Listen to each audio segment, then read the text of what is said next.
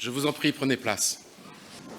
Je suis très heureux de vous accueillir ce soir pour cette magnifique célébration qui va clôturer cette année de célébration que nous avons voulu faire sur les constitutions d'Anderson. Je parlais avec les conférenciers et un d'entre eux me disait nous aimons les constitutions. Nous, les grandes loges régulières. Nous aimons les constitutions et j'espère que vous avez pu avoir l'occasion de consulter ces œuvres originales qu'on a voulu mettre au centre de la loge, sur le pavé mosaïque, ce qui nous guide, sous le fil à plomb. Mes très chers frères, mes très chères sœurs, mesdames, messieurs, bienvenue à la Grande Loge nationale française. Certainement, certains d'entre vous doivent connaître ce lieu, c'est le lieu cher à notre cœur, et je suis vraiment très heureux qu'il y ait autant de monde. On m'a dit non, grand maître, tu verras. Non, j'ai dit écoutez, je pense que compte tenu de la qualité des prestations que nous allons voir ce soir, nous allons remplir le grand temple et nous avons rempli le grand temple et je vous remercie de votre présence. Je vous souhaite une excellente soirée. Très respectable grand maître de la Grande Loge nationale française, dignitaire qui décorait l'Orient, mes frères et mes sœurs en vos grades et qualités, mesdames et messieurs, bonsoir. Ce soir va vous être présenté un film qui m'avait été demandé par notre très respectable grand maître de la Grande Loge nationale française, et notre grand maître aime la beauté. D'ailleurs, il est toujours en train de transformer les choses, les temples, etc., de disposer partout des œuvres d'art, parce qu'il pense que la beauté est une chose qui peut illuminer les frères et les sœurs qui nous rendent visite aussi, et qui sont invités parfois comme ce soir. Vous allez assister à un film donc, de 18 minutes. Dans ce film, donc, toutes les images ont été peintes à la main, ce sont des enluminures originales. Il y a à peu près 250 dessins minimum. Ces dessins sont scannés, ensuite ils sont modélisés, c'est-à-dire ils sont mis en 3 dimensions. Les personnages sont mis aussi, certains en 3 dimensions sont animés. Et une fois que tout cela est fait, il faut faire appel au texte. Et donc, il y a eu 2 personnes qui ont écrit les textes. C'est le pasteur Jacques-Noël Pérez et notre frère Jacques Morabito. Ensuite, pour ces textes, il a fallu évidemment des acteurs. Et donc, il y a Philippe Vidal qui va faire les récits de ce que vous allez voir, et Pascal Légitimus qui, lui, prête sa voix pour le pasteur James Anderson. Ce qu'il faut savoir aussi, c'est qu'ensuite, il y a une musique originale qui a été écrite par un chef d'orchestre et compositeur, Jean Bohémond-Leguet, qui se trouve qui est mon fils, et nous avons travaillé la main dans la main.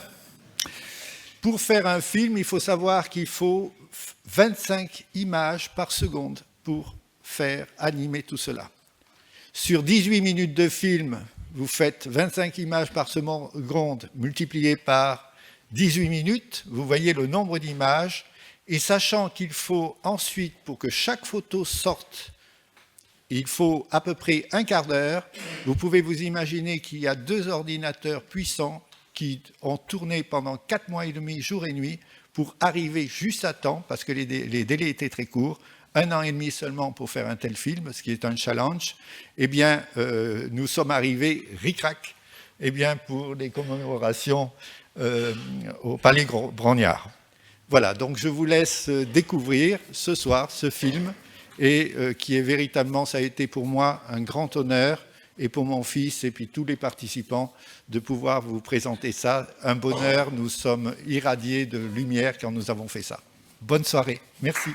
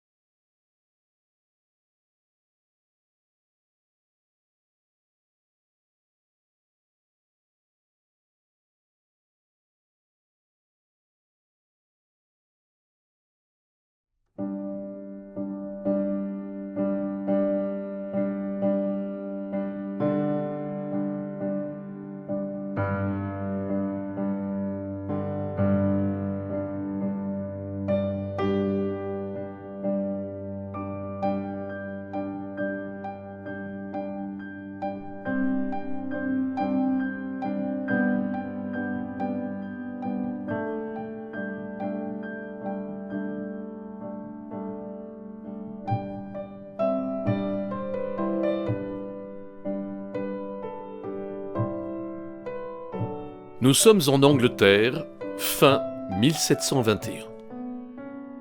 Le grand maître de la Grande Loge de Londres et de Westminster a demandé au pasteur presbytérien James Anderson de rédiger des constitutions, inspirées des devoirs de l'ancienne fraternité, mais adaptées à l'esprit nouveau de la franc-maçonnerie spéculative.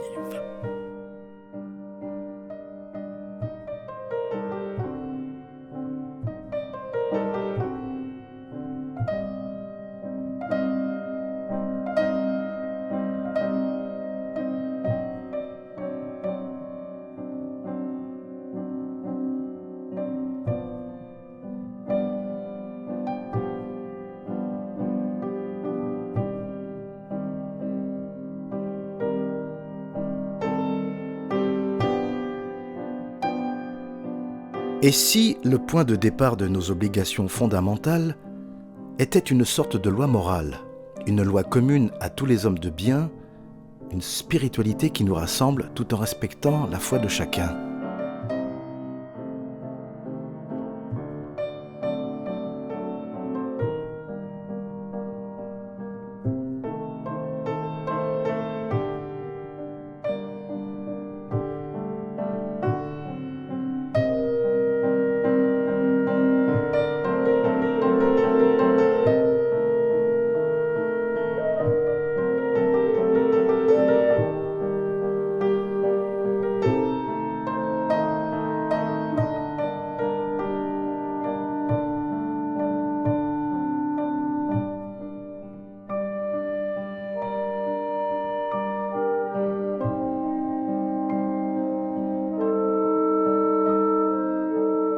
Adam, notre premier ancêtre, tu fus le premier maçon. Noé le sage, 9e descendant de Seth, tu fis la première loge dans ton arche. Phaleg, petit-fils de Noé, c'est de ton temps que la terre fut partagée. Moïse, grand maître qui conduisit ton peuple hors d'Égypte, c'est toi qui reçus la loi divine. Salomon, réputé pour ta grande sagesse, tu fis bâtir le temple dont ton père David avait reçu les plans.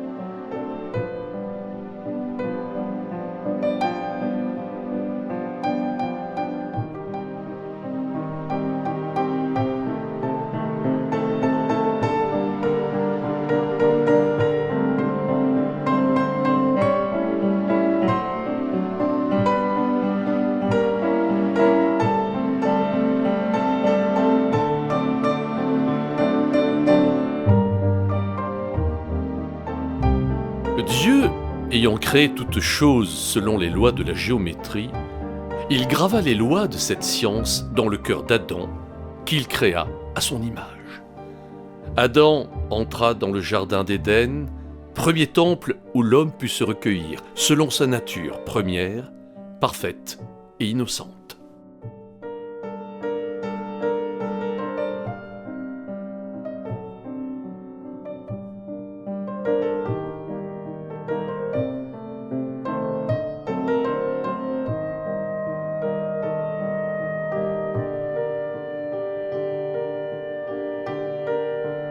Les fruits y abondaient, et seuls ceux de l'arbre central étaient défendus. Mais le serpent encouragea Adam et Ève à y goûter contre l'interdit divin. Dieu maudit le serpent et chassa Adam et Ève du paradis terrestre.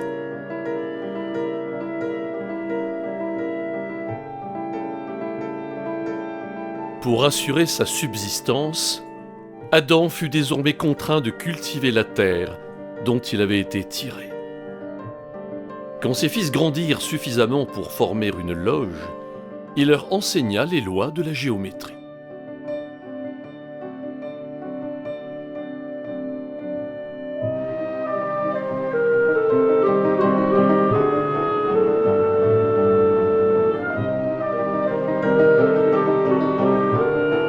Noé reçut commandement de Dieu de bâtir la grande arche. Bien que faite en bois, elle fut certainement fabriquée selon les principes de la géométrie et les règles de la maçonnerie. Il fut aidé de ses fils au nombre de 3. Ainsi, du déluge universel, personne ne fut sauvé sinon des maçons et leurs femmes, et l'humanité entière d'eux seuls descend. À la maçonnerie, ils donnèrent une seconde vie.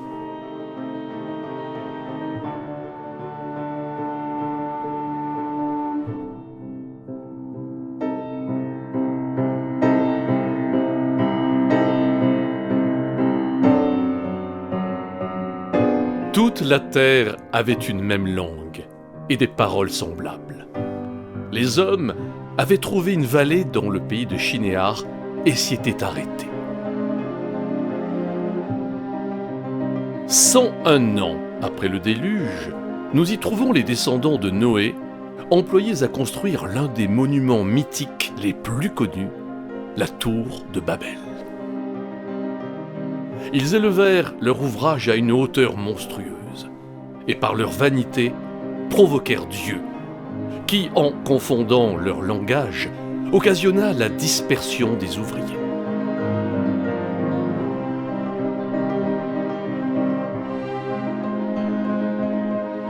Après leur dispersion, ils emmenèrent avec eux la science suprême dans des contrées lointaines.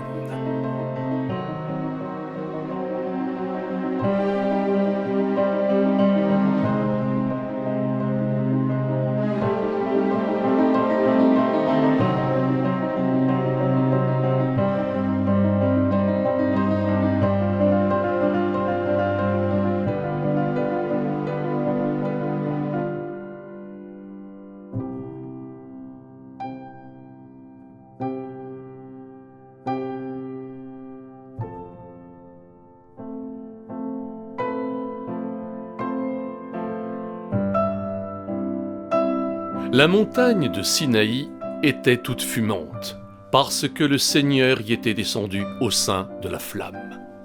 Moïse parlait, et la voix divine lui répondait. Dieu dicta à Moïse les 10 paroles de la loi sainte, expression de sa volonté. Il ordonna à Moïse de construire l'arche d'alliance. Cette belle pièce d'architecture servit plus tard de modèle au temple de Salomon. Ainsi, Moïse devint-il le maître maçon général, inspiré par la plus sublime connaissance en maçonnerie. En révélant sa volonté, Dieu nous exhorte à mener une vie digne de l'appel qu'il nous adresse, en témoignant de notre résolution d'abandonner ce qui est ancien, pour devenir des hommes nouveaux. Ne nous demande-t-il pas de maîtriser nos passions plutôt que de faire selon notre volonté ?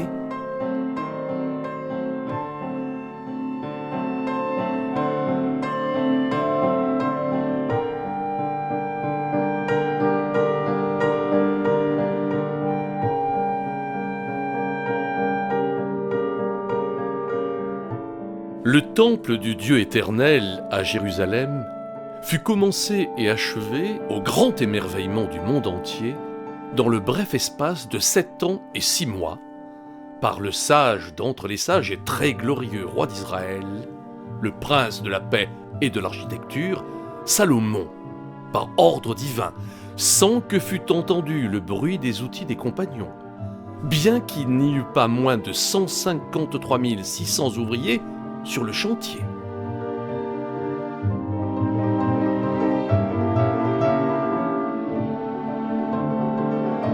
Une fois l'édifice achevé, la maçonnerie progressa dans toutes les nations voisines et se propagea jusqu'en Europe, où l'art royal fut enseigné à des hommes libres, grâce à l'habileté desquels de glorieux monuments furent édifiés.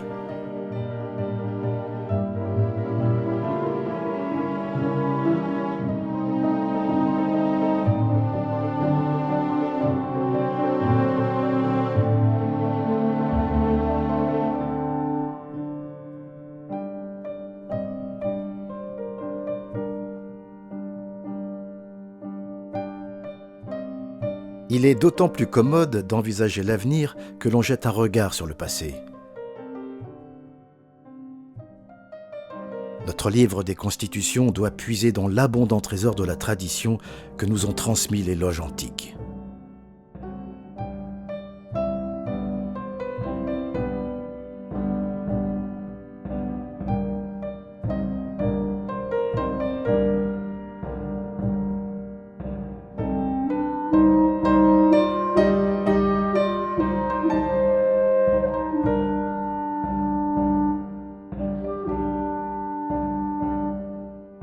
La maçonnerie est notre centre d'union, le moyen de nouer des amitiés fidèles, en rapprochant des personnes qui, autrement, resteraient perpétuellement étrangères les unes aux autres.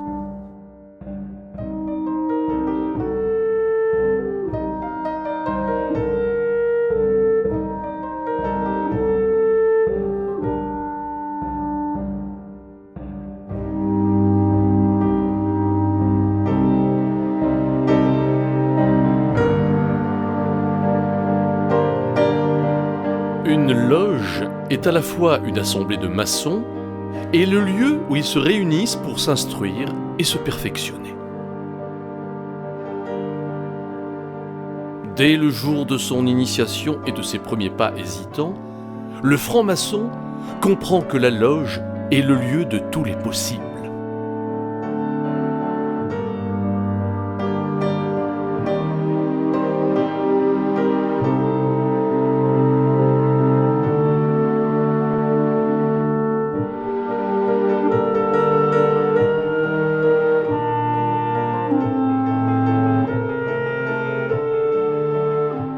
Notre construction sera solide, car nos outils sont robustes. Leur valeur pratique ne trouvera sa dimension symbolique que si nous les appliquons à notre conduite morale.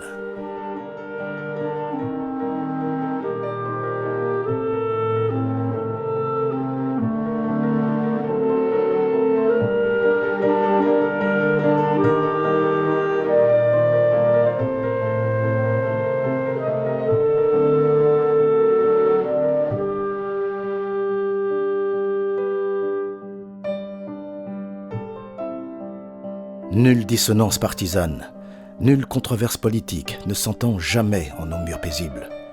Grâce au point de bonne entente, nous nous retrouvons, respectant de chaque frère les vrais signes, attouchements et mots.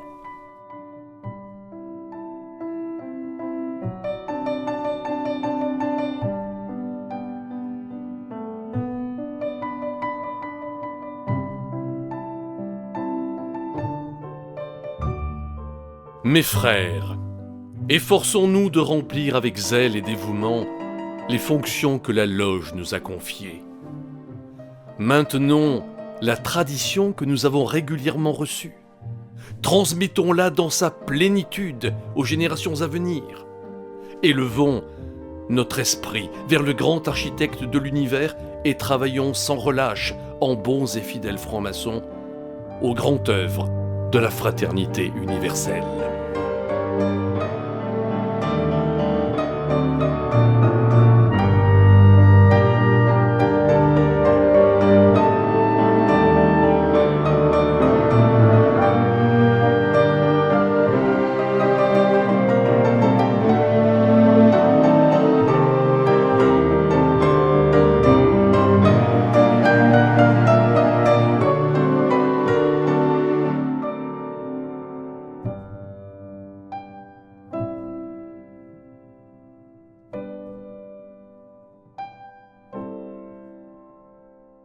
Grand architecte de l'univers, ce livre est maintenant achevé.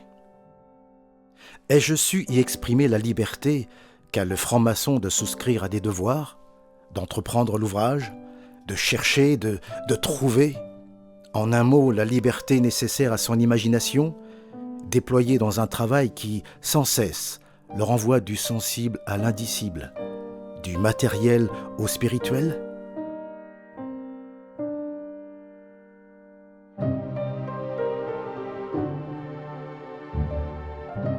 Pour tous les francs-maçons répandus sur la surface de la terre, être fils de la lumière exige une ouverture spirituelle. Puisse la conduite de nos vies témoigner de ce que cette espérance peut apporter au monde.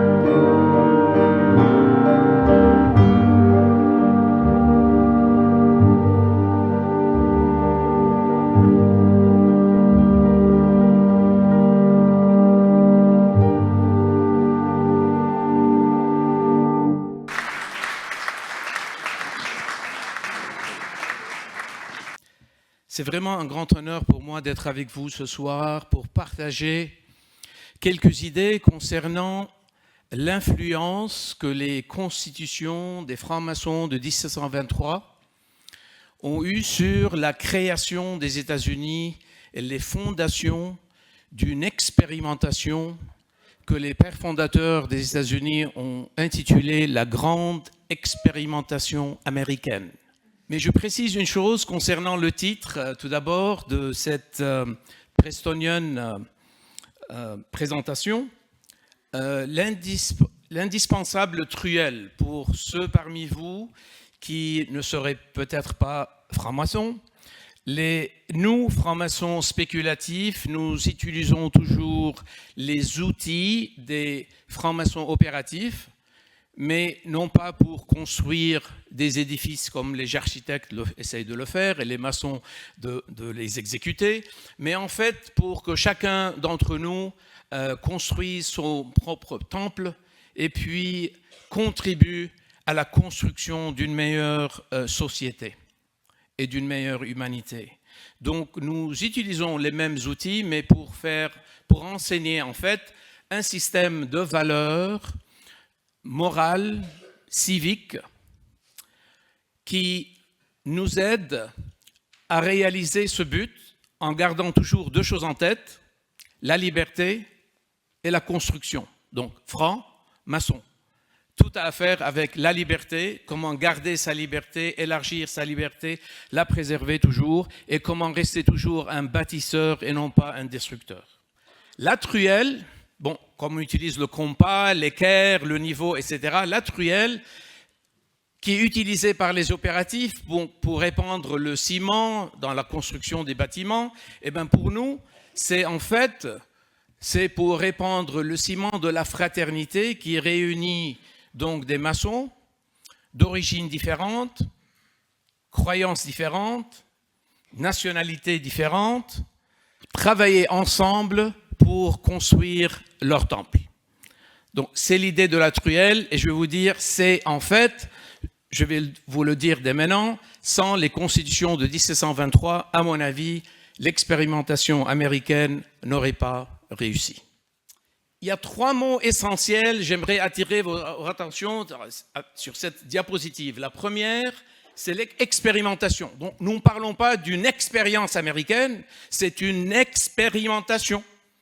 Donc, quand on parle d'une expérimentation scientifique dans un laboratoire, donc il y a toujours les essais, il y a les échecs, il y a des réussites, on calibre, on recalibre, on apprend toujours.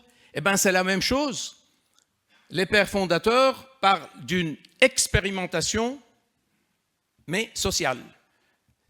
C'est-à-dire que c'est la société qui est vraiment le laboratoire. Mais on est en train toujours d'expérimenter. Deux choses qu'il faut garder en tête concernant l'expérimentation américaine. Ça va vous expliquer beaucoup de choses concernant les États-Unis, que ce soit bon, mauvais, positif, négatif. Bon, c'est à vous de juger, mais ça vous expliquera pourquoi. Deux choses essentielles. On marche toujours vers l'avant, jamais en arrière, toujours vers l'avant. Donc, changement est vraiment la constante permanente. Et deuxième chose, c'est-à-dire que cette expérimentation ne se termine jamais, elle est toujours en cours et chaque génération doit expérimenter avec ses échecs et ses réussites pour qu'elle avance elle-même sa condition humaine en tant que génération et laissant la possibilité à une prochaine génération de faire la même chose et aussi de faire ses échecs et ses réussites et d'apprendre. Le deuxième mot qui est essentiel, c'est le contrat raisonnable, c'est-à-dire un nouveau contrat social, mais basé sur la raison, inspiré par la raison et non pas ni la religion, ni les idéologies. La raison. Et le troisième mot très important, ce contrat raisonnable n'est pas construit au sein du gouvernement, il est construit au sein de la société civile. Et c'est là où vous allez voir l'influence que la franc-maçonnerie a eue et les constitutions pour construire la société civile aux États-Unis. L'expérimentation, il y a deux piliers en fait essentiels. Le premier, c'est la nature du gouvernement, c'est-à-dire que les pères fondateurs ont voulu construire une nouvelle approche pour la gouvernance. Donc, une nouvelle nature du gouvernement et le deuxième pilier, c'est une nouvelle structure sociale. Donc, ce n'est plus la société qu'on connaît d'une manière traditionnelle, mais c'est une nouvelle construction de société qu'on va appeler la société civile. Je commence avec la nature du gouvernement. C'est facile de dire un gouvernement durable, du peuple, par le peuple, pour le peuple. Eh bien, je peux vous dire, mes chers amis, que l'indépendance d'une confédération de 13 anciennes colonies britanniques venir ensemble déclarer leur indépendance est une chose, et construire une nouvelle nation avec une nouvelle identité, avec le règne du peuple, eh bien, c'est autre chose, complètement autre chose. Et donc, pour les pères fondateurs, il y avait deux questions clés vraiment fondamentales et complexes auxquelles il fallait répondre. La première, le peuple peut-il vraiment se gouverner lui-même et pour lui-même en vertu d'un état de droit qui a son consentement?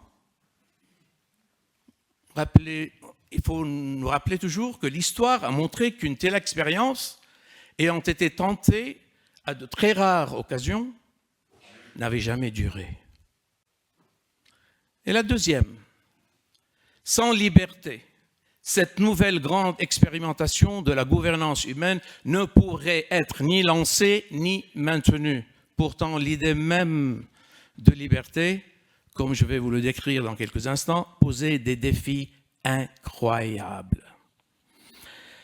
Mes chers amis, les pères fondateurs n'étaient ni des dieux, ni des sages, ni des anges, mais des hommes complexes, imparfaits, pleins de préjugés, mais pourtant visionnaires, et qui, au risque de perdre leur vie et leurs biens, osaient lancer une expérimentation extraordinaire de gouvernance humaine, malgré leurs propres limites et celles des personnes qu'ils étaient sur le point de responsabiliser. Ils savaient aussi qu'ils devaient agir rapidement, car les opportunités pour lancer une expérimentation étaient rares dans l'histoire et s'évanouiraient rapidement. En prenant leurs décisions, ils ont pris en considération les limites qu'ils percevaient comme la menace posée par les grandes puissances en Europe à l'époque et les probabilités de succès d'une grande expérimentation totale et pleinement inclusive. Donc, lancer l'expérimentation, le démarrage ne pouvait être ni total ni inclusif. Expérimentation. Qu'est-ce qu'ils ont fait? Une nouvelle structure de gouvernement. Ils ont concentré leurs efforts, mes chers amis, non pas sur la résolution des problèmes de la société à l'époque, mais sur la conception d'un système de gouvernance durable et résilient que les citoyens et les Américains des générations futures pourraient utiliser pour améliorer constamment leurs conditions humaines. Et là, nous venons aux grands défis. Les défis, il y en a deux. Le premier, et là, c'est quelque chose qui fut attribué à George Washington, on n'est pas sûr que c'est vraiment lui qui est dit, mais attribué à lui, peu importe, en décrivant le gouvernement comme étant, ce n'est pas la raison, ce n'est pas du tout l'éloquence, c'est la force. Donc quand on parle de gouvernement, il faut toujours garder en tête la force. Mais là, l'analogie est extraordinaire, on parle de la force du feu, donc comme celle du feu. Qu'est-ce que ça veut dire? Mais, mes chers amis, le gouvernement fut toujours conçu comme l'entité qui résoudrait les problèmes du peuple et ceux de la société. Or, dans une citation célèbre de Washington, attribuée à George Washington, il a bien dit, c'est comme le feu qui est un serviteur gênant et un maître craintif. Gouvernement, serviteur gênant et maître craintif. Oh là là. Deuxièmement, étant donné la nature humaine, les échecs gouvernementaux sont inévitables. Et dans chaque situation d'échec, ceux qui avaient soif de pouvoir ont réussi toujours à détourner le gouvernement, à rétablir une forme d'autocratie. Donc, au lieu d'établir un gouvernement comme une entité dont le but est de résoudre les problèmes du peuple, comme on a tenté de le faire constamment dans le passé, ils ont conçu le gouvernement comme une machine d'ingénierie des systèmes, System Engineering Machine, qui permettrait au peuple de relever ses propres défis et d'élaborer ses propres solutions et ses innovations face aux problèmes d'un monde en constante évolution. Alors, qu'est-ce qu'ils ont fait? La machine qu'ils ont conçue, en fait, est construite sur 3 axes principaux. Ce sont les 3 axes fondamentaux, en fait, de tout le système, de la structure du gouvernement aux États-Unis qui existe toujours aujourd'hui. Eh bien, l'effort qui a présidé à la conception complexe de cette machine était axé sur sa flexibilité, sa capacité de résonance et sa résilience, toutes nécessaires pour garantir l'efficacité et le pouvoir du peuple dans la durée. Donc, le premier axe, pouvoirs du gouvernement sont limités. Donc, un gouvernement encadré. Rappelez-vous le feu. Il faut bien l'encadrer. Je reprends la citation attribuée à George Washington. Le gouvernement, c'est la force. Comme le feu, c'est un serviteur gênant et un maître craintif. Et j'ajoute, jamais, un instant, il ne devrait être laissé à l'action irresponsable. Donc, si l'on s'en tient à l'analogie entre le feu et le gouvernement, ce dernier a également dû évoluer en termes de portée et de complexité à mesure que chaque génération d'Américains saisissait les opportunités et relevait les défis de son époque. Par conséquent, gouvernement encadré ne signifie pas un gouvernement à croissance nulle dont la taille et la portée sont fixées en termes absolus. Absolument pas. Cela signifie simplement que plus le gouvernement se développe dans de nouveaux domaines partant en complexité, et plus les contrôles d'encadrement et les moyens d'intervention des Américains se doivent d'augmenter en sophistication et en efficacité. Donc, considérez un peu ce système de gouvernance, cette machine-là, comme un tabouret, si vous voulez, à 3 pieds. Le gouvernement étant un, la société civile deuxième et la libre entreprise étant le troisième. Donc si nous enlevions l'un de ces trois pieds, le système s'effondrerait. Chaque fois qu'un pied est beaucoup plus court que les deux autres, le système devient instable. Donc par conséquent, le défi et le devoir de chaque génération d'Américains est de maintenir le système en équilibre. Par exemple, quand le marché libre se développe autour de l'intelligence artificielle, innove en matière de reconnaissance faciale ou par infrarouge et étend son savoir-faire en génie génétique, nous devrions envisager de mettre en place des réglementations gouvernementales pour préserver le marché libre, par exemple, réglementation antitrust, et maintenir sa responsabilité, par exemple, des réglementations sur la sécurité des consommateurs, la protection de vie privée, etc.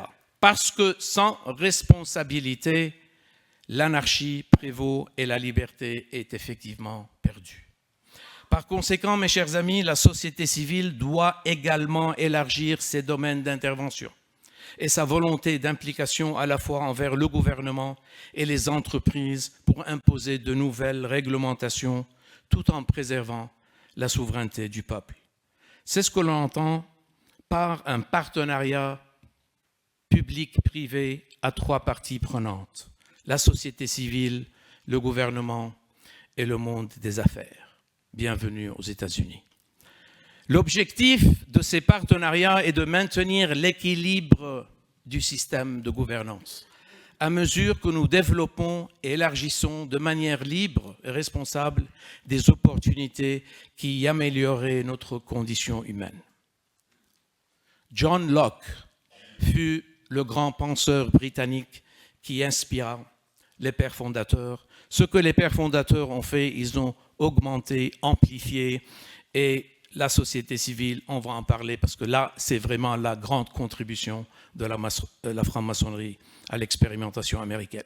Mais j'aimerais quand même parler un peu du deuxième axe, la séparation des pouvoirs. Après tout, je suis bien à Paris, là, en France.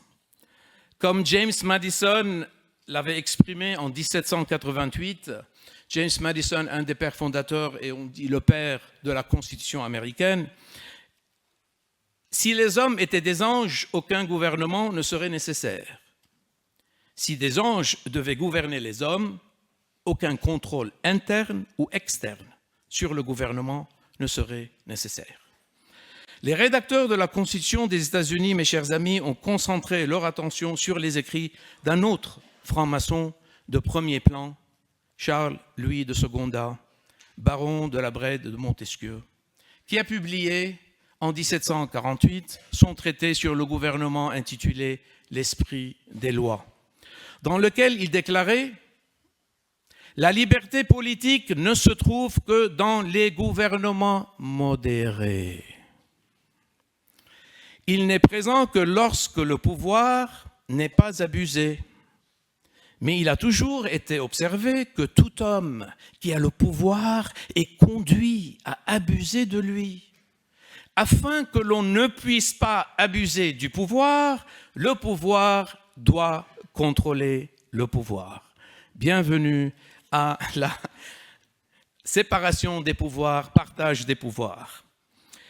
Aux États-Unis, on a pris ça, on a séparé les pouvoirs de plusieurs manières. Séparation de compétences. Les États-Unis d'Amérique sont une république d'État, il ne faut pas oublier ça, dotée d'un système de gouvernement non centralisé. Le gouvernement des États-Unis n'est pas un gouvernement central, c'est une entité fédérale créée et gérée de bas en haut par les États pour assurer la souveraineté du peuple à travers une union durable et résiliente. Et c'est la raison principale pour laquelle les États-Unis n'ont pas de parlement. L'Union américaine n'a pas de parlement américain, c'est un congrès. Le congrès est une conférence législative organisée tous les 2 ans par les 50 États à Washington. À travers cette conférence, les 50 États, donc leurs délégués, décident qu'est-ce qui doit avoir lieu au niveau de leur union. Et le président exécute ce que le Congrès décide, le Congrès des États-Unis, et il est élu par l'Union. C'est pour ça que ce n'est pas le peuple américain qui élit le président, il est président des États-Unis et non pas du peuple américain. Bienvenue aux grands électeurs. Bien, il y a aussi un système de séparation fonctionnelle. Au sein de chaque niveau de gouvernement, le pouvoir est divisé en 3 branches, législative, exécutive et judiciaire. Alors que le pouvoir législatif est chargé d'adopter des lois, l'exécutif assume l'entière responsabilité de l'application des lois et le judiciaire émet ses avis sur la constitutionnalité des lois ou les décisions exécutives lorsque celles-ci sont contestées par le peuple. Le troisième axe, c'est les freins et contrepoids. Un système de freins et contrepoids existe au sein de chaque niveau de gouvernement entre les 3 branches du pouvoir qui se contrôlent et s'équilibrent. De plus, un système de freins et de contrepoids définit le relationnel entre les 3 niveaux de gouvernement. Juste pour vous donner une idée, il existe aujourd'hui plus de 89 000 gouvernements locaux aux États-Unis. Donc il y a 3 niveaux, local, État, fédéré et puis l'État fédéral, donc des États-Unis. Et quand je dis gouvernement, ça veut dire toujours 4 pouvoirs, législatif, exécutif, judiciaire et budgétaire. 89 000 locaux, 50 au niveau des États et puis un gouvernement fédéral. Bien, alors, la nature de la société, ça c'est le deuxième pilier. La deuxième partie de cette expérimentation, la nature de la société. Mes chers amis, bien, si le gouvernement va être une entité qui ne gère rien, mais c'est une entité qui est utilisée par le peuple pour que le peuple résout ses propres problèmes, alors le défi maintenant est où? Qui est ce peuple? Nous, le peuple. Le premier défi, la réalité des colonies. On parle de diversité aujourd'hui, comme s'il n'y avait jamais de diversité auparavant, mais tout est relatif. Alors, que je vous rappelle un peu de la réalité des colonies britanniques, mes chers amis. Les Anglais, les Écossais, les Irlandais ne s'entendaient pas toujours. Je reste un peu respectueux ici, mais vous comprenez ce que je veux dire. Il faut se rappeler un peu de l'histoire. Et puis ces colonies britanniques pendant 100 ans, mais qui existaient plus de 400 ans, il y avait des Français, il y avait les Néerlandais, les Portugais, les Espagnols, les Prusses, etc., etc. Et tous ces gens-là, venant de l'Europe, avec ce fardeau de l'histoire du passé, des guerres infinies, se détestaient les uns les autres. Ajoutons 13 colonies avec 13 religions officielles. Sous le règne des Britanniques, il y avait 13 religions officielles. Ils ne s'entendaient pas très bien, Et ne parlons pas du grand cancer, donc l'esclavage, on parle de liberté. L'esclavage, le cancer qui existait dès le début, qui a failli détruire toute l'expérimentation, qui fut abolie après une guerre de sécession qu'on appelle une guerre civile aux États-Unis, mais qui est revenu comme le cancer, ressurgit de nouveau, mutation si vous voulez, un système d'apartheid, de séparation des races de 1865 à 1964, il ne faut pas oublier, on va en parler. Bon, deuxième défi, les concepts traditionnels de l'identité. Qu'est-ce que c'est les concepts traditionnels? Akram, tu es où? Tu viens d'où? Quel pays?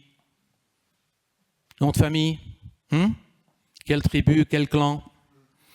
Quelle religion? Confession? Pas seulement religion. Il faut voir, protestants, catholiques, bon Dieu. Les juifs, il ne faut pas en parler. Oh là là. Comment créer une identité américaine si on va se baser sur ces concepts traditionnels d'identité? Donc un grand défi. Et le troisième, la liberté, à part l'esclavage dont je viens de parler, la liberté aussi veut dire autre chose. Et pour les francs-maçons, c'est là où on parle de relief, en anglais, un des 3 principes fondamentaux de la franc-maçonnerie, c'est-à-dire comment je me libère Donc la liberté, il faut que je puisse me libérer de ces concepts traditionnels. Sinon, ça ne va pas marcher. Bien, alors mes chers amis, on continue. Une expérimentation étant toujours en chantier, les pères fondateurs ont fait un acte de foi que le peuple, doté de droits naturels, libre, finalement éclairé et aidé par la Providence, utiliserait la machine pour modifier et étendre l'expérimentation et la faire progresser. Mais comment les gens s'y prendraient-ils pour rechercher l'illumination? Quelles sont les institutions qui vont leur fournir les outils de l'autogouvernance? Comment des personnes différentes apprendraient-elles à travailler ensemble, pas coexister, à bâtir, à construire ensemble une nouvelle nation? En tant que bâtisseurs libres de communautés voulues, plus fortes et plus résilientes. La franc-maçonnerie, mes chers amis, s'était révélée de loin l'écosystème le plus répandu et le plus efficace pour ce faire. Donc le cadeau inestimable, en fait, les constitutions de 1723 ont donné aux États-Unis ce cadeau britannique extraordinaire, la loge. On a vu un très beau film concernant les constitutions de 1723. Moi, j'aimerais ici me concentrer sur 4 points essentiels qui sont vraiment les points fondamentaux de la loge, c'est-à-dire cet écosystème où le franc-maçon apprend. Première chose très importante, c'est un espace pour préserver la tolérance religieuse. Comme je vous l'ai dit, il y avait 13 colonies, 13 religions officielles. Il fallait que dans chaque ville, c'est les juifs, les catholiques, les protestants, toutes sortes de confessions, puissent travailler ensemble. We call them the pillars of the community, c'est-à-dire les piliers de la communauté. Peu importe, tu es le boulanger, tel pasteur, tel médecin, peu importe, quelle que soit ta position, ton statut social, tu contribues à ta communauté, tu fais membre de la loge, quelle que soit ta religion, quelle que soit ta nationalité d'origine. La tolérance religieuse extraordinaire, la méritocratie, et c'est dans les constitutions de 1723, les surveillants ne sont pas élus à cause de leur poste, de leur statut social, il faut qu'ils méritent être élus pour diriger la loge. Certainement, le laboratoire de l'autogouvernance, c'est-à-dire que les représentants, les dirigeants de la loge sont élus et les frères apprennent à travers la loge à se gouverner eux-mêmes. Et le dernier point très important, c'est ce que j'appelle l'incubateur des citoyens bâtisseurs libres et éclairés. Mes chers amis, qu'est-ce qui s'est passé aux États-Unis? Benjamin Franklin a publié, qui était le grand maître de la Philadelphie, a publié les constitutions, les a imprimées et publié les constitutions de 1723. Plus d'une centaine de copies se sont répandues à travers les 13 colonies. Presque dans chaque ville, une loge fut créée. La franc-maçonnerie s'est répandue d'une manière extraordinaire. 11 des 13 États fondateurs avaient leur propre grande loge avant 1789. 1789, c'est quand le système de gouvernance dont j'ai parlé fut finalement établi et créé. L'institution de la franc-maçonnerie, il faut garder une chose en tête, a été divisée et ségrégée selon les lignes raciales noires et blancs dès le premier jour. L'institution, malheureusement, de la franc-maçonnerie fonctionnait dans le contexte politique, économique, social et culturel qui existait à chaque époque et reflétait dans une large mesure les normes existantes. Elle n'a pas échappé au cancer du racisme systémique et s'est développée à travers des flux séparés le long de la fracture raciale blanche et noire, dont 2 courants de la franc-maçonnerie, celui que j'appelle George Washington, c'est juste pour faciliter les choses, c'était le courant blanc, et celui de Prince Hall noir. En outre, en raison de la nature des relations raciales qui existaient dans les colonies Et tout au long de la période menant à l'établissement des États-Unis, le courant blanc de la franc-maçonnerie a joué de loin le rôle le plus prééminent dans l'établissement de la grande expérimentation.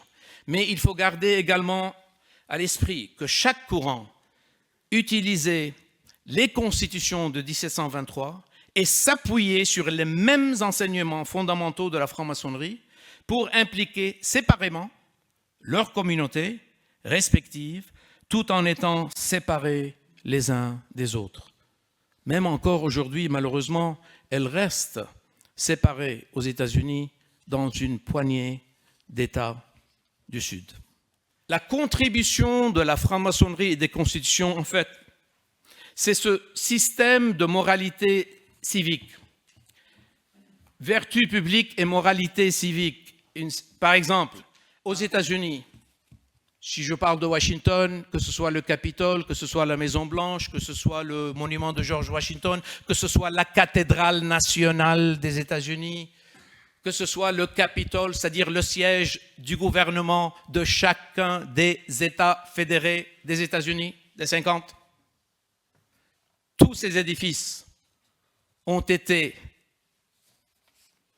créés toujours en commençant avec une cérémonie maçonnique.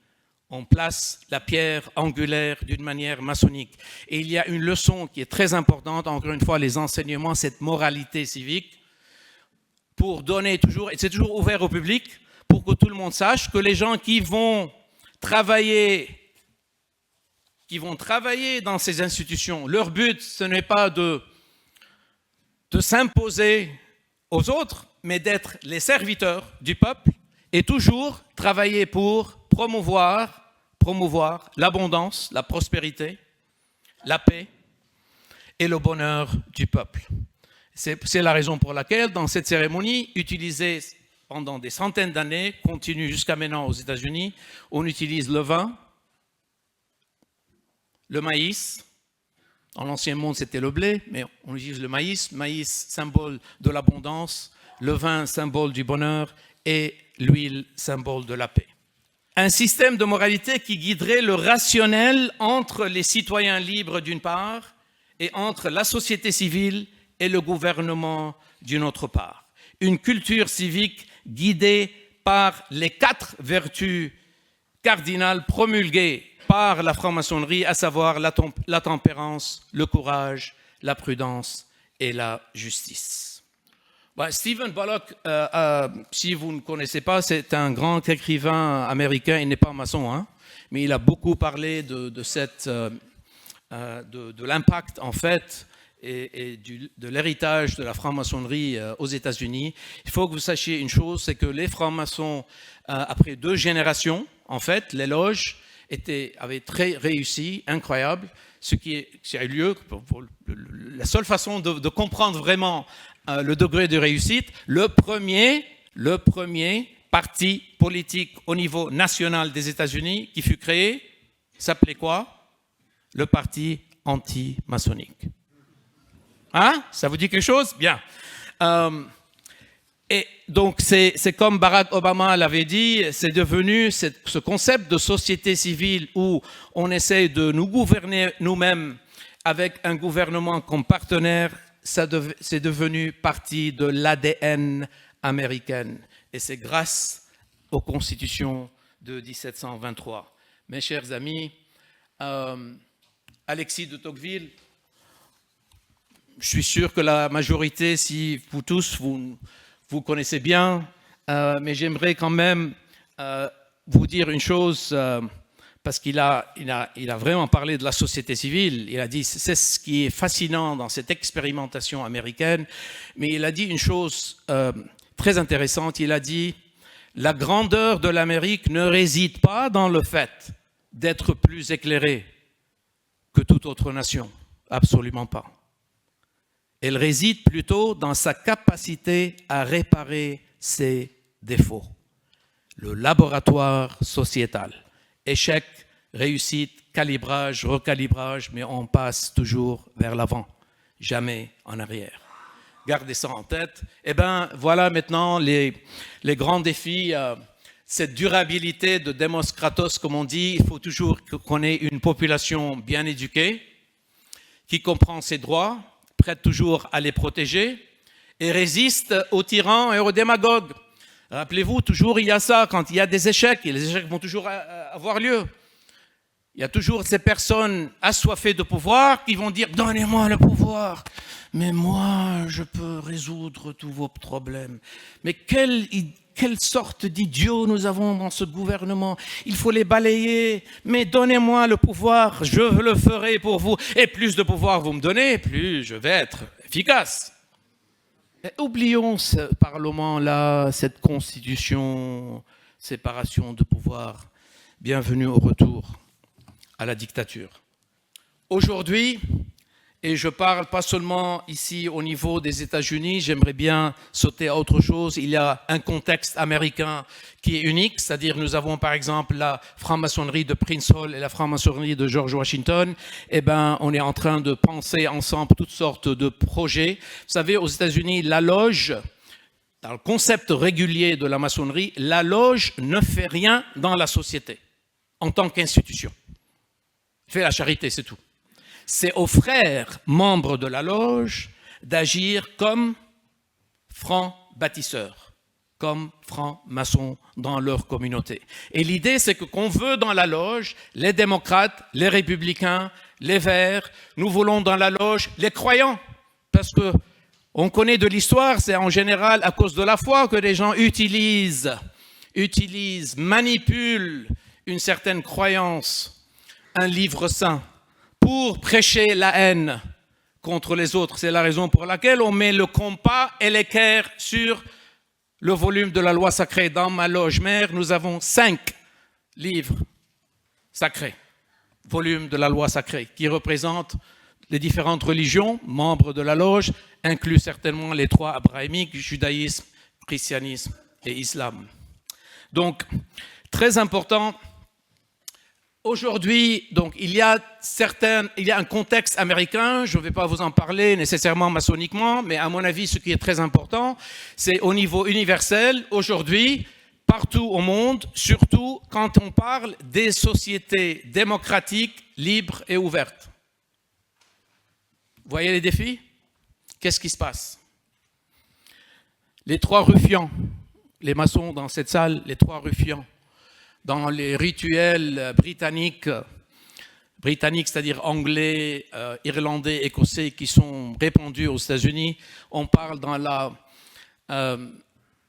morale de Hiram, l'histoire d'Hiram, il y a les 3 ruffians qui attaquent toujours Hiram Abif. Eh bien, ces 3 ruffians sont symboliques et en fait, ils représentent plusieurs choses pour chacun de nous et à différentes périodes de notre vie. Mais il y a 3 permanents, quelle que soit la personne, quelle que soit la génération. Et les 3 sont le tribalisme, how do you say sectarianism? Sectarisme, oui, pardon, excusez-moi. Sectarisme et extrémisme. Les 3 ruffians qui attaquent toujours l'esprit libre bâtisseur. Et si on regarde aujourd'hui ce qui se passe dans nos sociétés ouvertes, voyez ce qui se passe, et c'est la raison pour laquelle la maçonnerie, on en a besoin aujourd'hui plus que jamais. En France, en Angleterre, aux États-Unis, dans chaque pays ouvert, démocratique et libre, car quels que soient les rituels, les fondements universels sont les mêmes. Plus nous avons des francs-maçons libres, éclairés, bâtisseurs, qui savent résister aux démagogues, qui savent et qui peuvent influencer, éclairer les autres, pour créer un système, comme le vaccin, c'est notre vaccin contre cette forme de tyrannie qui essaye de se développer à travers tous nos pays démocratiques. Et avec ça, je vous dis, mes chers amis, merci beaucoup. J'ai dit grand maître.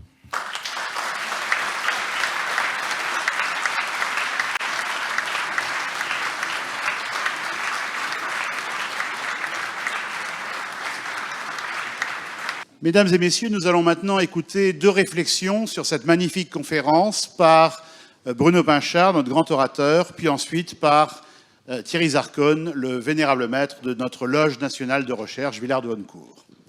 Très respectable grand maître et cher Akram Elias, ça faisait du bien d'être pris comme par un souffle en t'écoutant. Il y avait comme un vent d'Amérique qui venait rejoindre nos côtes, souvent étouffées par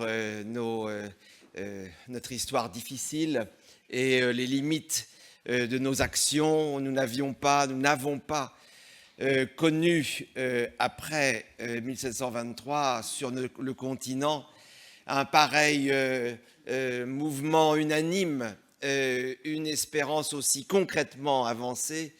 Et c'est pourquoi pour la France, pour les rivages maritimes de la France, l'Amérique est toujours restée un lieu d'attraction. Les plus grands paquebots ont été armés pour aller jusqu'à vous. La ligne New York-Le Havre m'est restée bien chère et je crois que nous ne pouvons qu'avoir un immense émoi quand on prononce le mot Amérique, quand on rêve à la liberté américaine et que nous portons les espérances, les illusions lyriques que l'Amérique représente pour nous tous. Malheureusement, ce grand moment unanime connaît aussi bien sur nos terroirs que sur les vôtres des dérélictions, des mises en cause, des menaces qui sont tellement invraisemblables, tellement submergentes que nous nous demandons dans quelle mesure, comme civilisation, nous pouvons résister à ces menaces nouvelles. Mais comme maçons, quelle est la transmission effective que nous pouvons réaliser, donner, accorder à tous ceux qui nous font confiance et qui veulent travailler avec nous. Alors c'est vrai que de célébrer en 2023 les constitutions de 1723, c'est une chance, c'est véritablement l'hommage que nous devions à nos ancêtres. Mais il y a quelque chose de pesant, de dramatique, de le faire en ces circonstances et de le transmettre maintenant dans un moment où, au fond, on a l'impression, et tes publications le disent, que la vitalité de la maçonnerie américaine semble atteinte. Certes, comme tu l'as laissé entendre, ça n'est pas le cas en Europe, c'est tout particulièrement pas le cas en France, et c'est encore moins le cas à la GLNF, évidemment. Il reste qu'il faut une sorte de flamme et presque de folie pour vanter ce vieux livre comme clé, comme solution, comme issue à l'inquiétude à la fois écologique, humanitaire et géopolitique qui saisit tout le monde. Pourquoi ce livre-là, justement, et pourquoi cette vitrine couvrerait-elle une espérance, un feu, non seulement ce feu dont parlaient les fondateurs, mais un feu unanime, un feu de réunion et de rassemblement de nous tous. C'est pourquoi je crois que je recommande à tous les gens présents dans cette salle, que ce soit de loin ou de près, et sans pour autant transgresser la protection des vitrines, mais de porter un regard attentif à ces livres magnifiques. Savoir que ces livres, d'abord, ce sont des chefs-d'œuvre de la publication au XVIIIe siècle par leur composition, par leur caractère, par les magnifiques gravures qu'ils apportent. Cette espèce d'association, en fond, entre des formes de royauté et des formes d'inspiration. C'est-à-dire, au fond, comme tu le disais avec tant de véhémence, un sage gouvernement et une forte, une unanime inspiration. Alors c'est vrai que les gravures qui ornent ce livre ne comportent pas cet élément si bienveillant que tu as apporté, le faire pour le peuple et le faire pour que le peuple résolve lui-même ses propres problèmes. Mais la grandeur des architectures qui accompagnent le frontispice de ce livre admirable, le sens architectural qui traverse ce livre, c'est ça notre espérance. C'est cela, au fond, ce signe imprimé qui doit passer de main en main, hein, comme disait Rabelais, comme une religieuse cabale, très jolie formule, et qui laisse entendre qu'il y a une transmission orale tout autant qu'une transmission écrite, une transmission imprimée et une transmission à l'intérieur d'une institution. Donc nous sommes tous là en train d'évoquer, de donner au fond sa chance à ce livre. Et bien sûr, nous ne pouvons pas énumérer toutes les propositions d'une parfaite justesse, d'une parfaite lucidité qu'il y a dans ce livre et dans le geste de fonder les constitutions. Mais je crois que nous pouvons partager au moins cette espérance que tu formulais. Oui, il y a eu en Occident, en 1723, un objet nouveau qui a été jeté sur la table des espérances humaines. Et cet objet nouveau, c'est la loge. C'est véritablement cette constitution humaine, cette loi géométrique, comme le rappelait très bien le film que nous avons vu, cette confiance au fond dans les vertus adamiques qui ont constitué l'humanité, tout cela revécu à l'intérieur de la loge.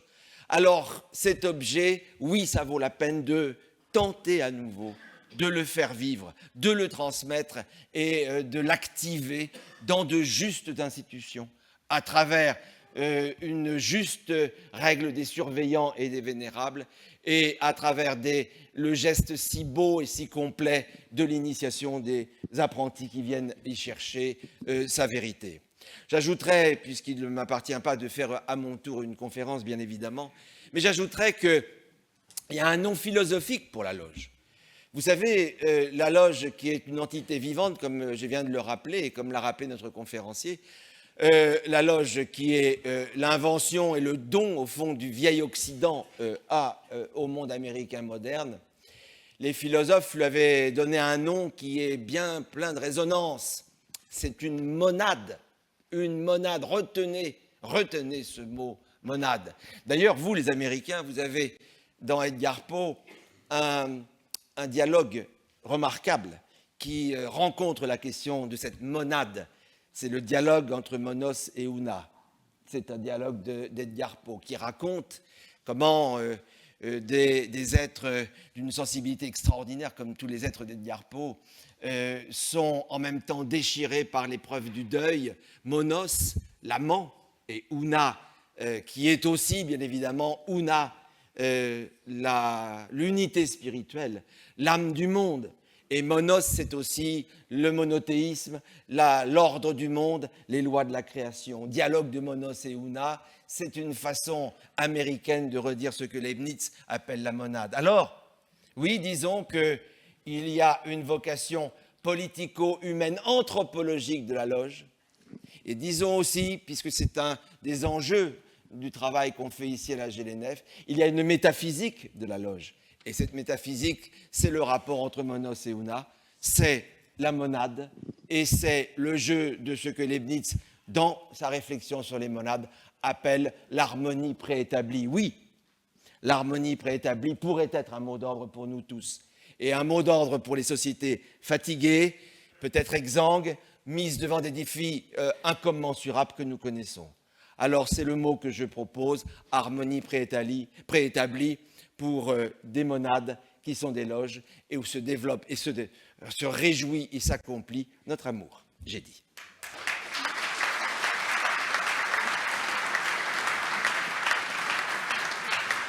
La parole est maintenant au respectable frère Thierry Zarcone, vénérable maître de la Loge nationale de recherche, Villard de Honnecourt.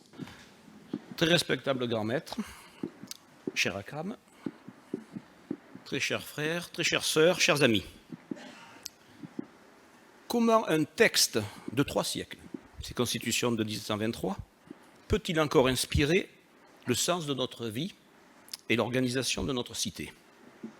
C'est à cette question que vient de répondre l'orateur de ce jour, en prenant l'exemple des constitutions d'Amérique. L'exercice est difficile, périlleux. Il s'inscrit dans une discipline apparue après la Deuxième Guerre mondiale que l'on appelle l'histoire du temps présent. Nous possédons même d'ailleurs au CNRS un institut du temps présent. Saisir en historien la complexité du temps que l'on vit avec l'éclairage du passé, tel a été l'objectif de notre orateur. La difficulté toutefois réside dans l'écueil de l'incomplétude. Comment étudier une histoire dont on ne connaît pas la fin? Par ailleurs, cette histoire du temps présent se fait certes avec des documents écrits, sonores et visuels, mais aussi avec des témoins vivants, dont il faut alors historiser les discours, les dépassionner et en extraire la pertinence. Vous l'avez compris, il n'est pas facile de faire l'histoire de notre temps et de faire dialoguer le passé avec la période que l'on vit. Le passé, dans cette conférence de Akram, ce sont les constitutions d'Anderson et la puissante influence qu'elles ont eue sur la rédaction de la Déclaration d'indépendance et de la Constitution américaine. Ce que notre orateur appelle la grande expérimentation. Le présent, c'est une Amérique nouvelle et la mise à l'écart des francs-maçons.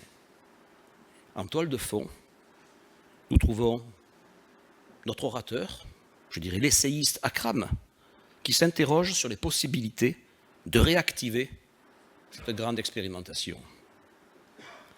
Les principes des constitutions d'Anderson peuvent-ils encore enseigner une vertu politique à une société déchirée par les passions?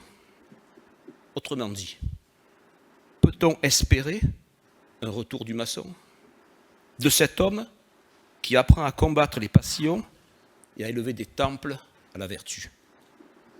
Ce sont là des questions que se pose notre orateur. Certes, en tant que franc-maçon américain, mais ces questions ne peuvent être sans interpeller le maçon européen et français en particulier.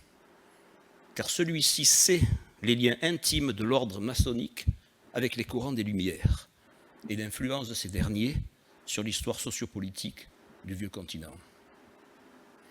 Une idée forte se dégage, à mon sens, de l'exposé de notre conférencier.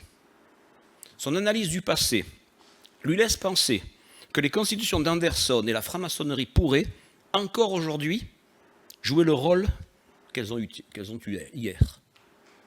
Mais cela présupposerait une capacité d'adaptation de l'ordre maçonnique au changement et aux nouvelles modernités, qui ne sont plus celles des Lumières. L'ordre maçonnique peut cependant, constitutionnellement parlant, je me réfère naturellement aux constitutions d'Anderson, évoluer tout en restant fidèle à ses principes fondamentaux. Les principaux étant, vous le connaissez, l'adhésion à la religion sur laquelle tous les hommes conviennent, je cite, la loyauté envers l'État et l'avancement par le mérite. Là se trouve l'essentiel de la maçonnerie. Quant à l'inessentiel, l'accidentel, pour citer Aristote et les philosophes, il se réduit à ce qui peut arriver à une chose ou à un être sans que sa substance, son essence soit affectée. C'est à cet accidentel que se réfère l'article 39 des règlements généraux de ces constitutions d'Anderson, lorsqu'il stipule, et je le cite, que l'ordre maçonnique peut faire de nouveaux règlements ou modifier ceux existants. La maçonnerie n'a donc rien d'une structure conservatrice fermée aux innovations, la fidélité aux principes pouvant se faire dans le changement. Notre conférencier défend implicitement cette vision. La maçonnerie a sa place au XXIe siècle. Intéressons-nous maintenant au grand défi, selon notre conférencier, que la maçonnerie américaine devrait relever. J'en retiendrai deux. Le premier est le défi de la ségrégation et du racisme, et indirectement de la religion. Dans les îles britanniques, au XVIe siècle, le remède aux luttes que les religions issues du protestantisme se livraient a été le latitudinarisme, c'est-à-dire une tolérance religieuse pratiquée dans sa plus vaste latitude. Les concepteurs des constitutions maçonniques adoptent immédiatement cette vision. Et le latitudinarisme des maçons, cultivé dans les loges, fera ses preuves.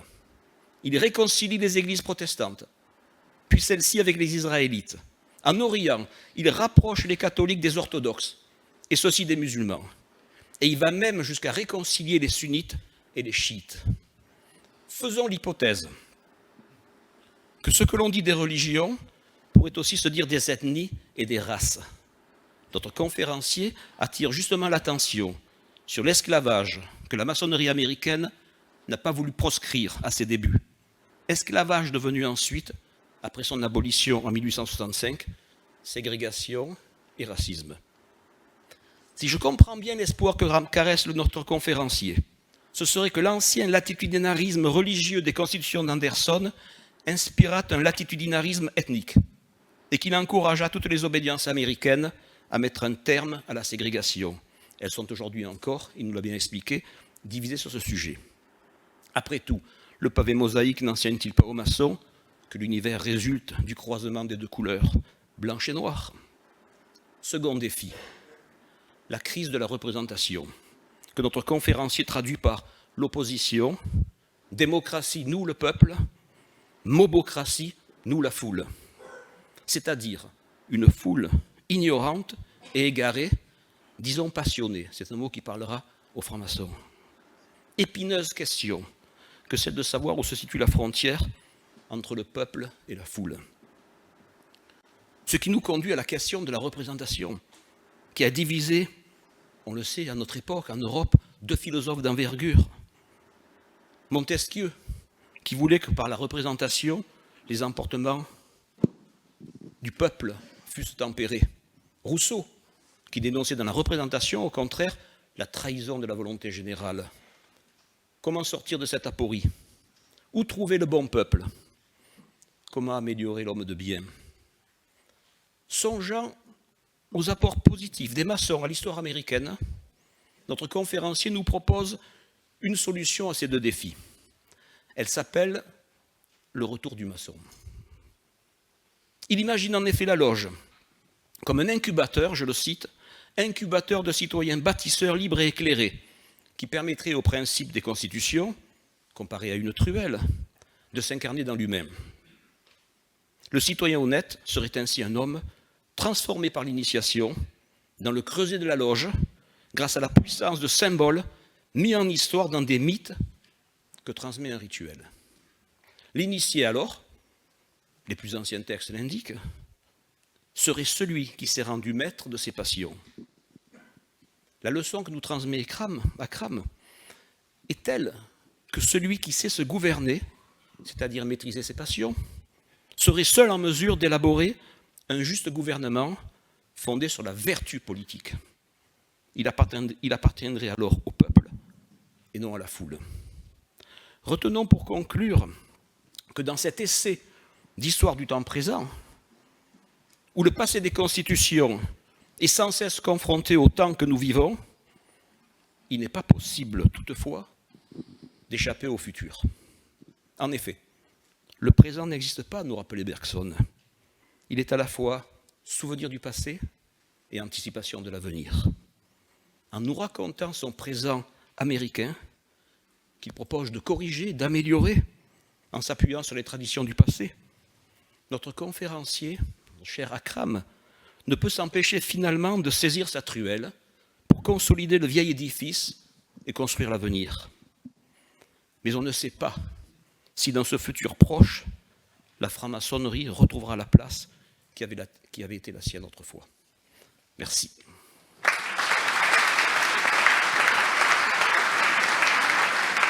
Il me reste évidemment maintenant à vous remercier. Akram,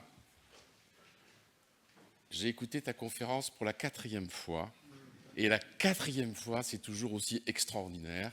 Et tu prends toujours des points de vue un peu différents pour nous présenter les éléments, et je vous invite véritablement à faire l'acquisition de son ouvrage en français ou en anglais, pour ceux qui veulent travailler l'anglais.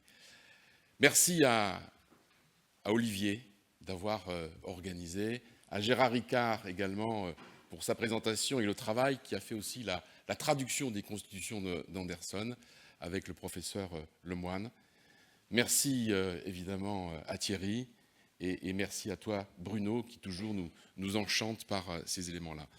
Il ne me reste plus qu'à vous remercier en espérant que vous avez trouvé le plaisir d'assister, de participer à nos travaux. Nous aurons dans le courant de l'année 2024 également d'autres conférences sur d'autres sujets et j'espère vous voir aussi nombreux. Et je vous remercie et j'en profite pour vous souhaiter de bonnes fêtes de fin d'année. Et nous avons le cœur, évidemment, nous pensons dans ce monde difficile à toutes celles et tous ceux qui vivent des situations difficiles. Nous pensons à eux, mais nous sommes certains que la franc-maçonnerie a un avenir brillant. Et j'en suis certain. Je vous remercie. Bonne soirée.